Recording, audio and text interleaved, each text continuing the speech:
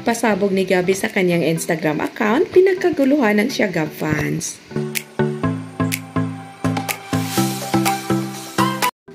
Kauna-unahang concert ni Sharon at Gabby, umani agad ng papuri mula sa publiko at award mula sa award-giving body.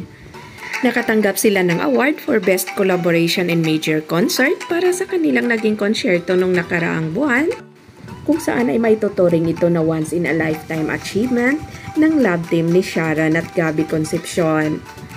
Tinangkilik ito ng publiko mga ka-showbiz talkies dahil na rin sa pagkakami sa kanila ng kanilang mga tagahanga. Ang post ni Gabby Concepcion ay nirepost naman ng megastar na si Sharon Cunita sa kanyang IG account.